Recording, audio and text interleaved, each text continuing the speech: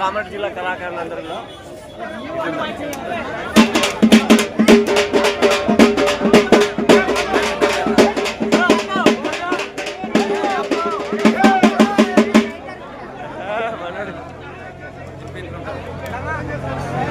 Okay okay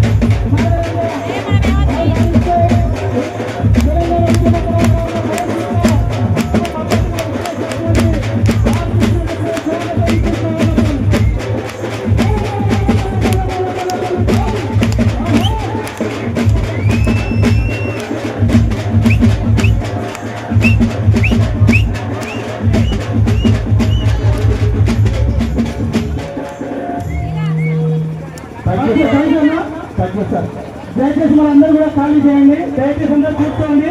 పాట అభివృద్ధి వెళ్ళిన థ్యాంక్ యూ సార్. జనగామ జిల్లా కళాకారులు అన్న సార్ ఇక్కడికి రావడం జరిగింది. దయచేసి అన్న మీరు ఒక్కసారి ఒక 5 నిమిషాలు రేవంత్ రెడ్డి గారితో అపాయింట్మెంట్ తీసుకొని మీ ద్వారా ఒక 5 కళాకారులు దరువాజన్న, కిరణ్, అనుమోద్ వెంకటేష్ అన్న, ప్రవీణ్, నేను ఒక 6 వస్తాం అన్న. ఎప్పుడైనా ఒక అపాయింట్మెంట్ తీసుకుని మా కళాకారుల బతుకుల్లో వెలుగులు నింపాలని కోరుతున్నామన్నా. ఎందుకంటే మీకు ఉద్యమ చరిత్ర ఉంది, కళాకారుల బలం తెలుసు, కళాకారుల గలం తెలుసు. నేను రేవంత్ రెడ్డి గారిని ఒకటే అడుగుతున్నా సార్, మీకు ఎందుకంటే రేవంత్ రెడ్డి గారితో నాకు సన్నిహిత అనుబంధం ఏంటంటే అన్న, టీడీపీ పార్టీలో ఉన్నప్పుడు నన్ను దరువంజనని మన శేఖర్ని నలుగురు పిలిపించుకొని కేసీఆర్ కు యాంటీగా ఫస్ట్ పాట రాపించాడు నాతోటి. ఆ రోజు నేనే రాసిన పాట. ఏం రాసిన?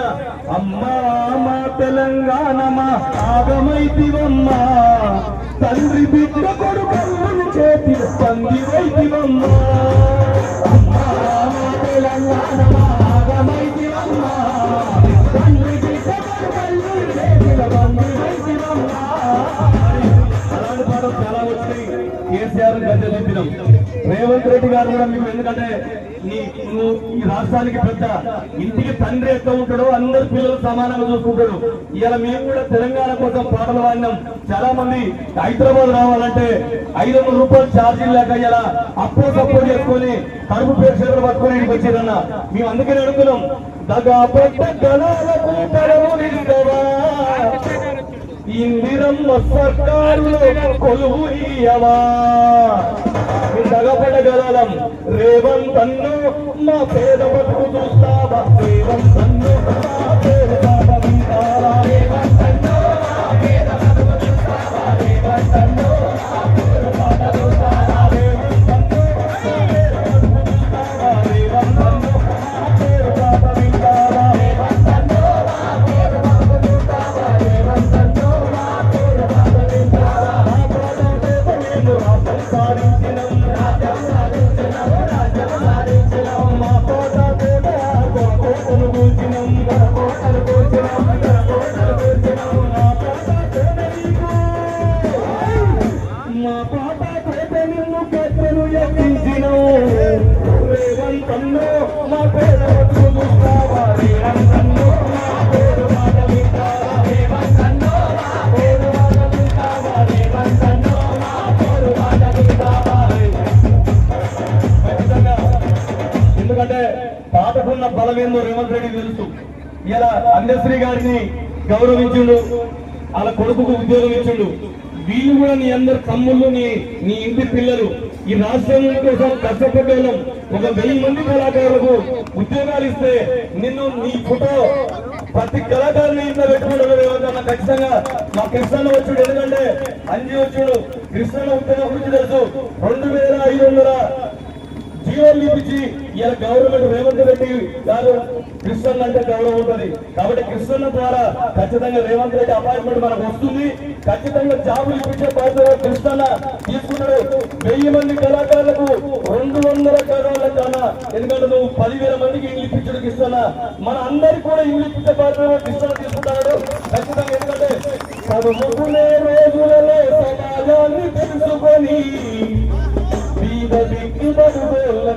చదువెందుకు లేదని, ఉండోళ్ళ లేనోళ్ళ తేడాలి ఎన్నాళ్ళని అసమానత రూపుమాపే ఆలోచన చేసి అంబేద్కర్ ఆశయాల సాధననే వెతికే ఉద్యమమే ఊపిరిగా ప్రజలతో జీవించే ఆరో కృష్ణన్న మా పూరో కృష్ణన్న.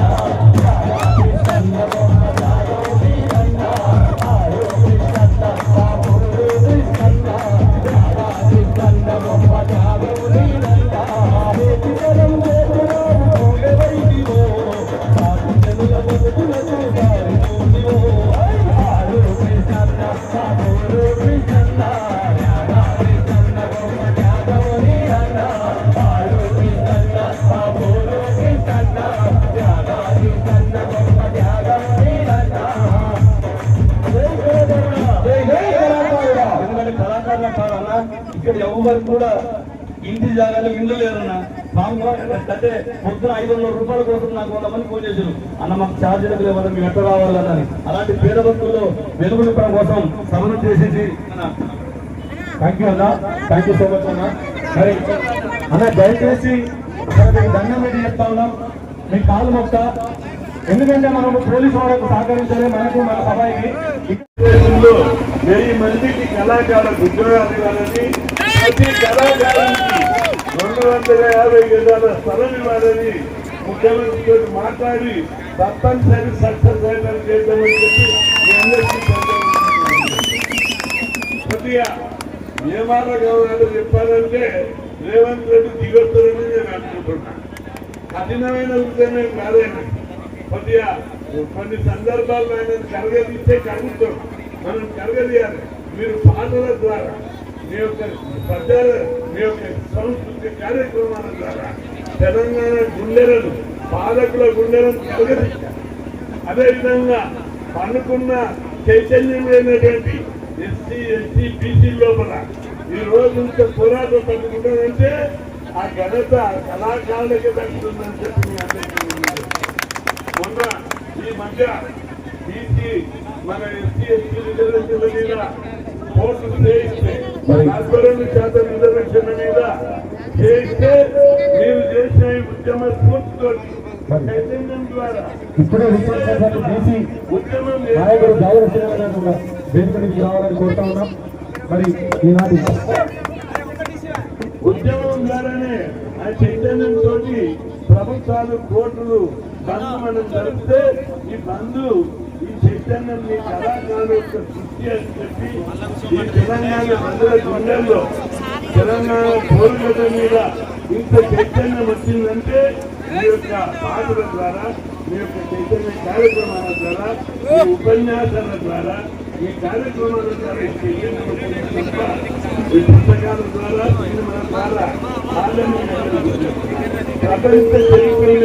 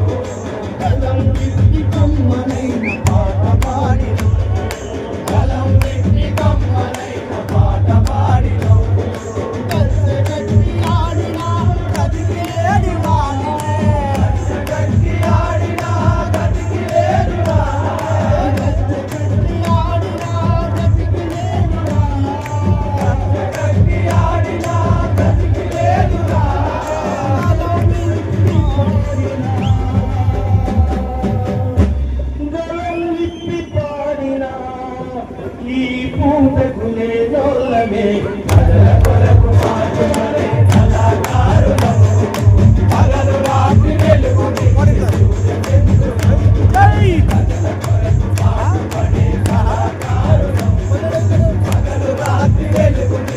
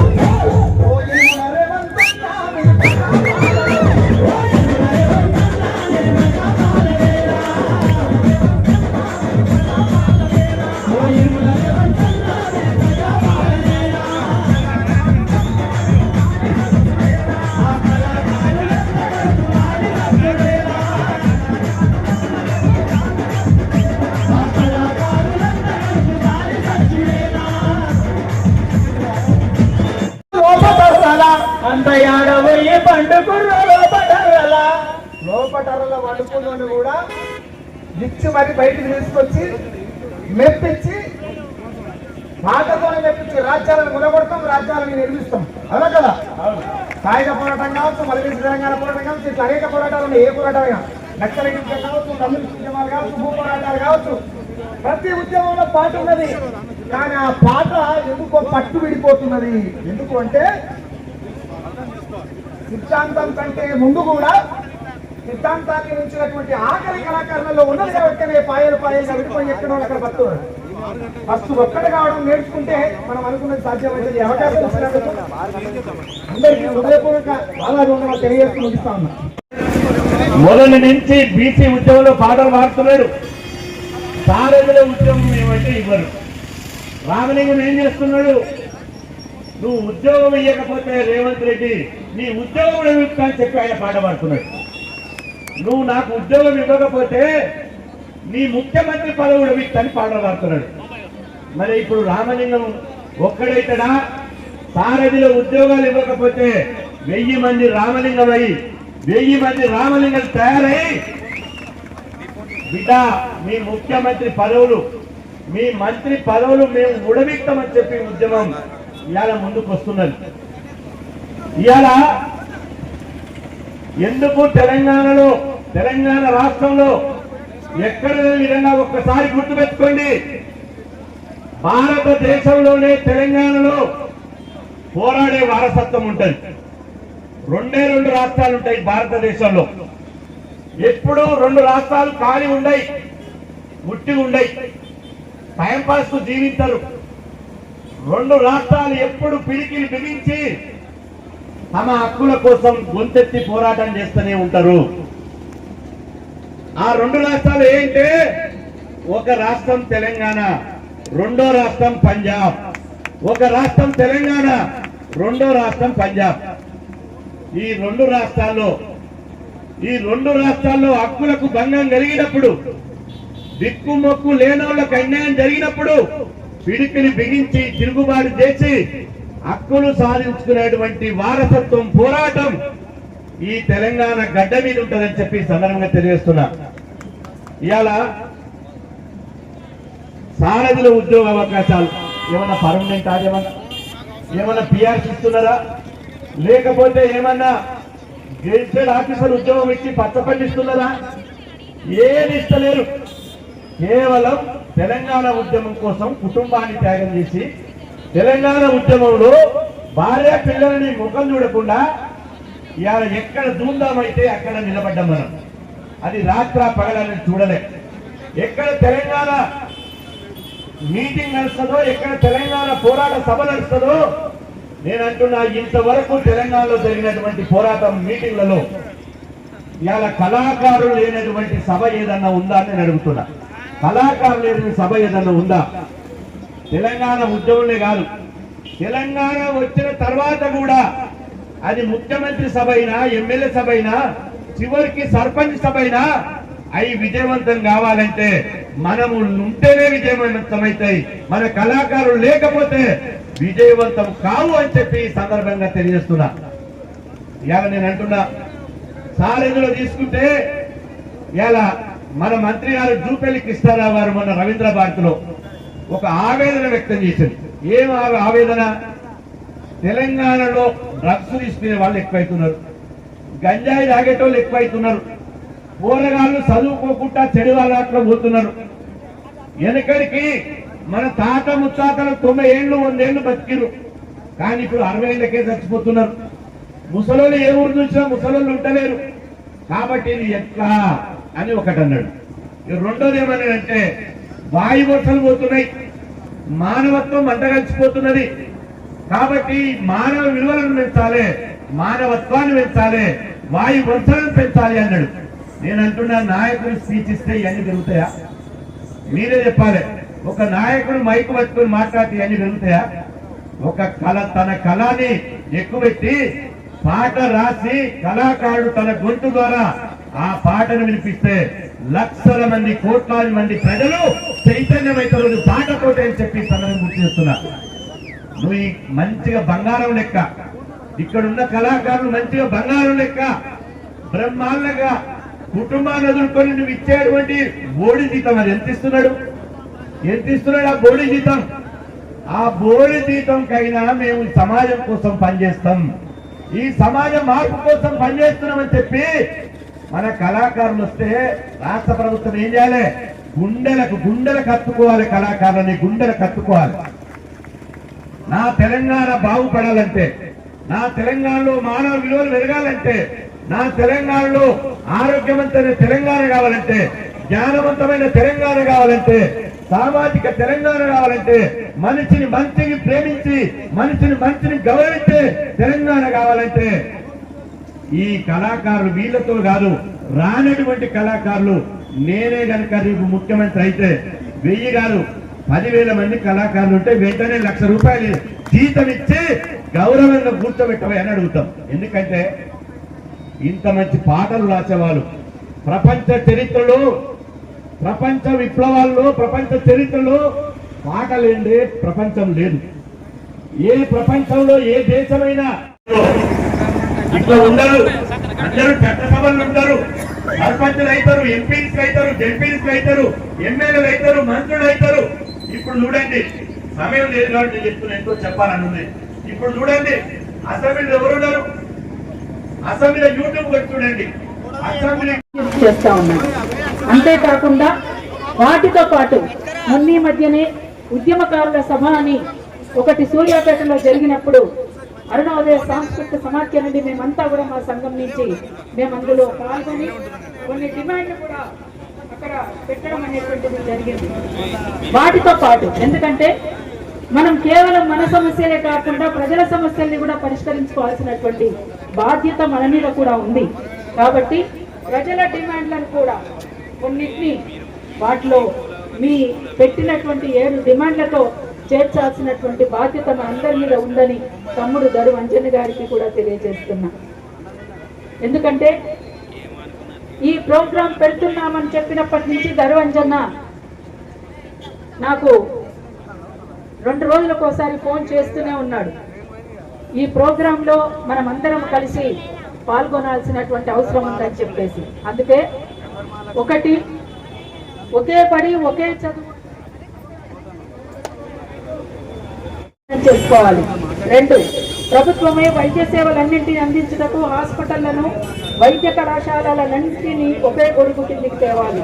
3 కాయిలా పట్ట పరిశ్రమల భూములన్నింటినీ రీఇండస్ట్రియలైజేషన్ కు ప్రాధాన్యతనిచ్చి సింగరేణి, బీడీ తదితర పరిశ్రమలను కాపాడాలి. కాంట్రాక్ట్ అవుట్సోర్స్ మొదలగు ఉద్యోగులందరినీ పర్మనెంట్ చేయాలి. తెలంగాణ వ్యవసాయక రంగాన్ని ధ్వంసం చేస్తున్న మోనోకల్చర్ స్థానంలో నవధాన్య సంస్కృతిని ప్రోత్సహిస్తూ గ్రామసీమలను స్వయం పోషకం చేయాలి. భూ పంపకం, సహకార వ్యవసాయంలకు ప్రాధాన్యతనివ్వాలి. తెలంగాణ సాంస్కృతిక సారథి ఉద్యోగాలను పర్మనెంట్ చేస్తూ వారికి చట్టబద్ధ హక్కులన్నీ వర్తింపచేయాలి. సమ్మక్క సారక్క జాతరను బ్రాహ్మణీకరించకుండా, అడవిని కాలుష్యపరచకుండా కాపాడుకుందాం. ఆ 7 మీరు పెట్టిన 7 డిమాండ్లతో పాటు ఈ 6 డిమాండ్లను కూడా అందులో చేరిస్తే మనతో కలిసి వచ్చే వాళ్ళు చాలా మంది ఉంటారు. తెలంగాణ సమాజం అంతా మన వెంట ఉంటుంది. కాబట్టి గ్రామాలను విడదీసుకొని మన జీవితాలను వేరే రకంగా చూసుకోలేము.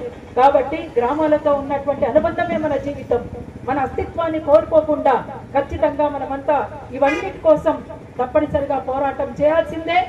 ఆ పోరాటంలో అరుణోదయ సాంస్కృతిక సమాఖ్య తన వంతు పాత్రను ఖచ్చితంగా ఉంటుందని చెప్పేసి, మీరు వేసే న్యాయమైనటువంటి పోరాటంలో అరుణోదయ అడుగు కూడా ఉంటుందని మరొకసారి తెలియజేస్తూ, జై తెలంగాణ, జై తెలంగాణ, జోహార్ అమర వీరులకు, జోహార్ జోహార్, అమర వీరుల ఆశయాలను సాధిద్దాం సాధిద్దాం. పోరాట జెండాలయ్యే, అగ్గి పూల జాడలయ్యే, పోరాట జెండాలయ్యే, అగ్గి పూల జాడలై పోరాటాల జెండాలై, అందుకోండి అమరులార పోరు జెండాలు, మీరందుకోండి బిడ్డలార ప్రజల జెండాలు, అందుకోండి అమరులార పోరు జెండాలు, మీరందుకోండి బిడ్డలార అందుకోండి అమరులార పోరు జెండాలు.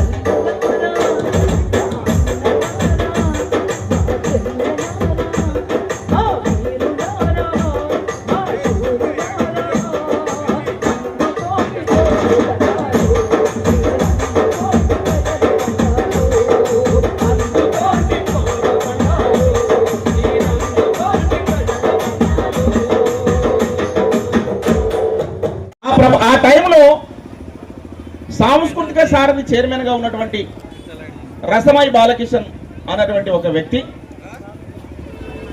ఆ పార్టీలో ఎమ్మెల్యేగా ఉండే, ఈ సాంస్కృతిక సారథికి చైర్మన్ గా ఉండే.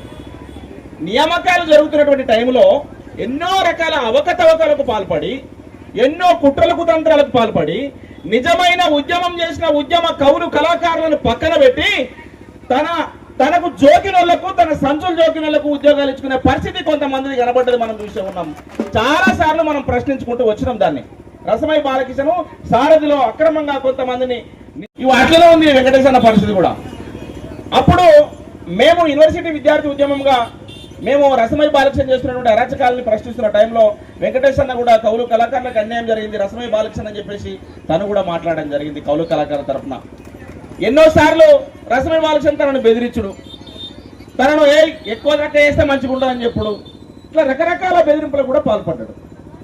ఏకంగా మా అంజన మీదనైతే ఏకంగా ఒక కిడ్నాప్ తలంపు పెట్టినటువంటి పరిస్థితి మీరు గమనించి ఉంటారు. ఫోన్లో బెదిరించి అట్లా చేసినటువంటి పరిస్థితి. ఒకరోజు మొత్తానికి మా అంజన కనిపించకుండా పోయిన సందర్భం మనం చూసినాం.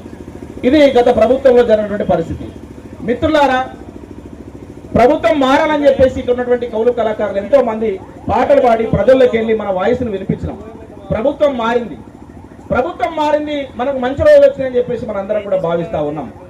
ఆ భావనలో ఎలాంటి అనుమానాలు ఇంకా ఉండొద్దని చెప్పేసి మేము ఈ ప్రభుత్వంలో ప్రస్తుతం ఒక 14 మంది వరకు ఈ తెలంగాణ గడ్డ మీద మీ సోదరులుగా ఉన్నటువంటి వాళ్ళము, మీతో పాటు కలిసి పాడినటువంటి వాళ్ళము, ఓ 14 మందికి మాకు ఇక్కడ ఈ ప్రభుత్వంలో గౌరవ సలహా మండలి సభ్యులుగా నియామకం చేశారు.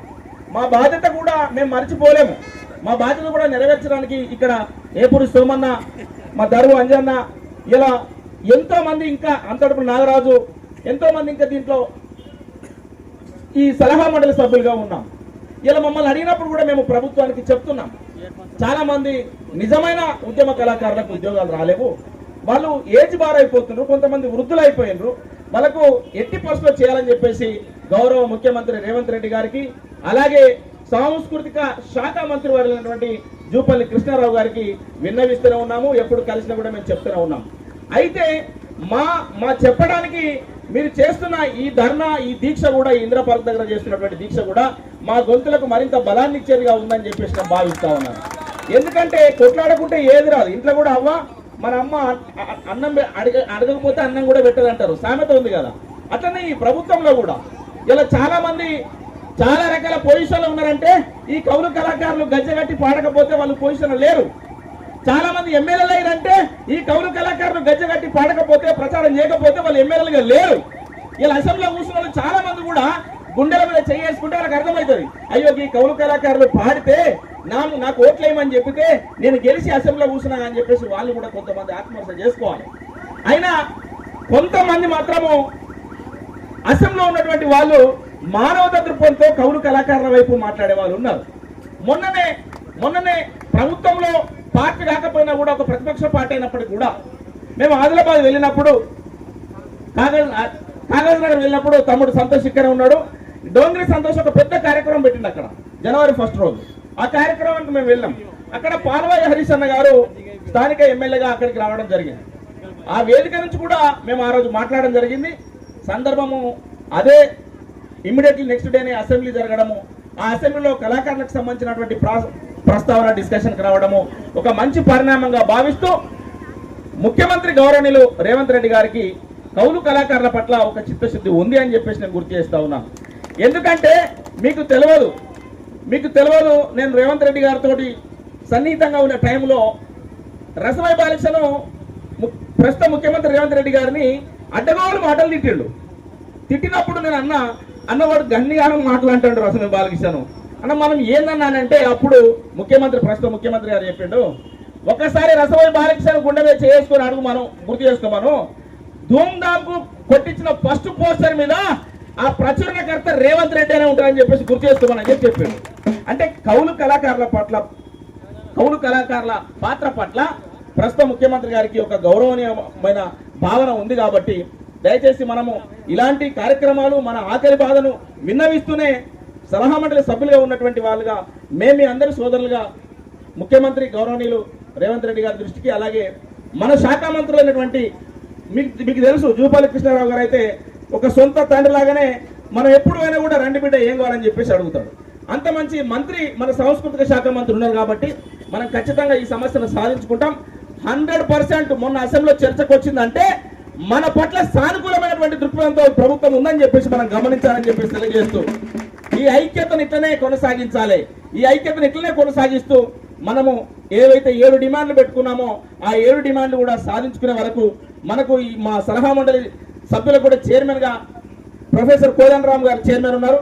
చైర్మన్ గారితో కూడా మాట్లాడి అలాగే జూపల్లి కృష్ణారావు గారితో మాట్లాడి మేము తక్షణమే ఇది ముఖ్యమంత్రి గారి దృష్టికి తీసుకెళ్లి సాధ్యమైనంత త్వరగా నిజమైన ఉద్యమ కవులు కళాకారులకు ఉద్యోగాలు నింపే ప్రక్రియలో మేము మీ గొంతుగా ఉంటామని చెప్పేసి తెలియజేస్తూ సెలవు తీసుకుంటాను. జై తెలంగాణ, జై తెలంగాణ. ఈ కార్యక్రమానికి సంఘీభావంగా వచ్చినటువంటి మిత్రులందరికీ కూడా కళాకారుల పక్షాన మన న్యాయమైన డిమాండ్ కోసం మీరు చేస్తున్న పోరాటానికి మద్దతు అని నేను అనను. మీతో పాటే నా ఉద్యమం, నా పోరాటం తప్ప మద్దతు అంటే నేనేదో బయటని మీరు వేరే వాళ్ళు అనే ఉద్దేశం వస్తుంది కనుక మద్దతు కాదు. ఇది న్యాయమైన డిమాండ్. ఖచ్చితంగా ముఖ్యమంత్రి గారు రేవంత్ అన్న గారి మీద అపారమైనటువంటి నమ్మకం ఉన్నది. ఎందుకంటే గత పాలకులు చేసినటువంటి సమస్యలన్నీ వారికి తెలుసు కనుక ఈ సమస్య పరిష్కారం అవుతున్నటువంటి విశ్వాసం, నమ్మకం మాకున్నది. అది చేయించేదాకా కూడా మేము ప్రభుత్వంతో ఖచ్చితంగా రేవంత్ అన్నతో మాట్లాడతాము, ఈ సమస్యను పరిష్కరిస్తామనే విషయాన్ని కూడా హామీని కూడా మీకు ఇస్తూ అనేక కష్టాలు నష్టాలు కూర్చి ఈ హైదరాబాద్కి అనేక సార్లు తిరుగుతున్నారు మీరు. మీ ఇబ్బందులు మీ కష్టాలన్నీ కూడా గౌరవ ముఖ్యమంత్రి గారికి తెలుసు, సంస్కృతి శాఖ మంత్రి జూపల్లి కృష్ణారావు గారికి కూడా తెలుసు. మేము కళాకారుల నుంచి మీ నుండి వచ్చినటువంటి మీ బిడ్డలం, మీ తమ్ముళ్ళం, మీ అన్నలమే గనక ఖచ్చితంగా ఈ సమస్య మాట్లాడతాము, ఇది పరిష్కరించుకుందాము. మీరు ఇక్కడ చేయడం తప్పని ఎవ్వరు అంటలేరు. పోర్ దీక్ష మీరు చేయాల్సిందే. మేము గౌరవ ముఖ్యమంత్రి గారితో మాట్లాడాల్సిందే. ఈ సమస్య సాధించేదాకా మనం కొట్లాడాల్సినటువంటి బాధ్యత ఉంది. అట్లని ముఖ్యమంత్రి గారికో కాంగ్రెస్ పార్టీకో ఇది వ్యతిరేకమైన ప్రోగ్రామ్ అని నేను అనుకుంటలేను. ఎందుకంటే ఇది అనుకూలమైన కార్యక్రమమే. అడగంది అమ్మ కూడా అన్నం పెట్టదు కనుక ఖచ్చితంగా ముఖ్యమంత్రి గారిని అడగాలి. మనం ఆ సమస్య పరిష్కరించుకోవాలి తప్ప ఇది ఎవరికి వ్యతిరేకమైంది కాదు. నాకు చాలా మంది ఫోన్ చేసి అన్న ఇది వ్యతిరేకమైంది, అది ఎవరు వ్యతిరేకం, ఎక్కడి ఈ కళాకారులంతా ఎవరం, మనందరం కూడా ఒక్క తల్లి బిడ్డలం. రేవంత్ అన్న మన కన్న తండ్రి లాంటి వాడు. కాంగ్రెస్ పార్టీ కాపాడుకుంటుందనే విషయాన్ని గుర్తు చేస్తూ మీ కష్టాలు నష్టాలు సాధక బాధకలన్నీ తాత్కాలికమే, అవన్నీ కూడా పరిష్కరించేటువంటి సమయం అతి దగ్గరలో. ఇక్కడ మీరు రోడ్ల మీద పెట్టిన లొల్లి అసెంబ్లీ దాకా పోయిందంటే ఖచ్చితంగా అది పరిష్కారం జరుగుతుంది కనుక మీరు ఎవరు అధైర్యపడొద్దని చెప్పి కోరుతూ తదుపరి మీ కార్యాచరణ మీ కార్యక్రమాలు యథావిధిగా కొనసాగుతూనే ఉండాలి తప్ప ఇంతతో బంద్ చేసి ఎవరు కూడా కూర్చోవద్దు. ఉద్యోగ ప్రకటన వచ్చేంత వరకు, ఇంతమంది కళాకారులను గుర్తించడమని చెప్పేంత వరకు డప్పు కొట్టే కళాకారులు, డ్యాన్స్ చేసే కళాకారులు, రాసేవాళ్ళు, పాడేవాళ్ళు, కోరస్ ఇచ్చేవాళ్ళు అందరినీ కూడా సెలక్షన్ చేయాలి. ఒక్క 500 మంది కళాకారులకే ఆనాడిచ్చి మోసం చేశారు. ఇవాళ 500 కాదు, అసలు కళాకారులందరినీ కూడా గుర్తించి ఏ ఒక్క కళాకారుడు తెలంగాణ ఉద్యమంలో అన్యాయం జరిగిన ప్రతి కళాకారుడికి న్యాయం జరగాల్సినటువంటి అవసరం ఉందని చెప్పి నేను కూడా ముఖ్యమంత్రి గారికి మీ ద్వారా తెలియజేస్తూ ఇంతసేపు అవకాశం ఇచ్చిన పోలీస్ డిపార్ట్మెంట్ కు మీకు థ్యాంక్ చెప్తున్నాం సార్. ఎందుకంటే కళాకారుల పక్షాన వీరి సమస్యలు, వీరి పాటలు పాడితే ప్రోగ్రాంలు సక్సెస్ చేసుకున్న వాళ్ళు ఉండరు, మీటింగ్లు సక్సెస్ చేసుకున్న వాళ్ళు ఉండరు, ఎమ్మెల్యేలు అయిన వాళ్ళు ఉండరు, మంత్రులు అయిన వాళ్ళు ఉన్నారు. కానీ వీళ్ళ కష్టాలు పట్టించుకున్న వాళ్ళు లేరు సార్. ఇవాళ ముఖ్యమంత్రి గారికి చెప్పుకుందామనేటువంటి ఒక ఆవేదనతో వచ్చారు తప్ప ఎవరిని ఇబ్బంది పెట్టడం కోసం కాదని కూడా గుర్తు చేస్తా ఉన్నా. గత పాలకులు పాటతోటే గద్దెదించిన చరిత్ర పాటకుంది, పాటతోటే పాలకులను గద్దెదింపిన చరిత్ర పాటకుంది. కళాకారులను విస్మరిస్తే ఎవరికైనా భవిష్యత్తులో అలాంటి గతులు కూడా పడతాయి కనుక దయచేసి కళాకారుడు రోడ్డెక్కి డప్పు కొట్టి కడుపాకలితో రైతేడిసిన రాజ్యం ఉండదు, ఎద్దేడిసిన వ్యవసాయం ఉండదు. ఇవన్నీ కూడా గతంలో జరిగిన ఆనవాళ్ళను కూడా గుర్తుపెట్టుకోవాలి. రేవంత్ అన్న కళాకారులను ప్రేమించే మనిషి. రేవంత్ అన్న గద్దరన్నని ఇవాళ ఏ స్థాయిలో ఇవాళ గద్దర్ అవార్డు అని ఒక ఇండస్ట్రీనే గద్దరన్న పేరు పెట్టిన చరిత్ర గౌరవ ముఖ్యమంత్రి రేవంత్ రెడ్డికి ఉన్నది. ఇవాళ అందశ్రీ పాడమోసి కన్న కొడుకులాగా ఆయనకు సేవ చేసిన చరిత్ర రేవంత్ అన్నకున్నది. ఇక్కడ ఉన్న ప్రతి ఒక్క కళాకారుల కష్టాలు ఆయనకు తెలుసు, పట్టించుకుంటాడు. మీరు ఎవ్వరు కూడా నిరుత్సాహపడొద్దని చెప్పి చేతులెత్తి దండం పెడుతూ ఎన్నో ప్రయాసాలు కోర్చి ఆకలికి ధూప కోర్చి ఇక్కడికి వచ్చిన మీ అందరికీ చిన్నవాళ్ళైతే ఆశీర్వాదం ధన్యవాదం, పెద్దవాళ్ళు అయితే నా దండాలని చెప్పి తెలియజేస్తూ ఈ కార్యక్రమాన్ని మరింత ఉధృతం చేయండి. మరింత విజయవంతంగా గ్రామాలు, జిల్లాలు, పల్లెలు తిరగాల్సిందే. ప్రభుత్వానికి వ్యతిరేకంగా కాదు, రేవంత్ అన్న మాకు న్యాయం చేయాలనే డిమాండ్ తో గ్రామాల్లోకి వెళ్దాం. తప్పనిసరిగా రేవంత్ అన్న మనకు న్యాయం చేస్తారని చెప్పి తెలియజేస్తూ రేవంత్ అన్న నాయకత్వం, కళాకారుల ఐక్యత, కళాకారుల ఐక్యత, కళాకారుల ఐక్యత ఇవ్వాలి. నిరుద్యోగ కళాకారులకు ఉద్యోగాలు ఇవ్వాలి. సాంస్కృతిక సారథిలో ఉద్యోగాలు. Thank you. అందరికీ వందనాలు. ప్లీజ్. హాయ్ ఫ్రెండ్స్, అందరికీ నమస్తే. నేను మీ తెలంగాణ సాయ నాట పాట మాట. ఈరోజు ఎక్కడున్నామంటే హైదరాబాద్లో ఉన్నాం. తెలంగాణ ఉద్యమ కళాకారుల పోటీ చలో ఇందిరా పార్క్. హలో కళాకారుడు, కళాకారుడా, జై జై కళాకారుడు. ఉద్యోగాల కోసం అయితే దీక్షలో పాల్గొన్న కళాకారులు వీళ్ళందరూ కామారెడ్డి జిల్లా కళాకారులు. తెలంగాణ రావడానికి ఎన్నో వేదికలకి ఆటలాడి పాటలు పాడిన వాళ్ళు ఇప్పుడు ఉద్యోగాల కోసం కూడా దీక్షల్లో పాల్గొంటారు హైదరాబాద్లో. ఉంటా మరి.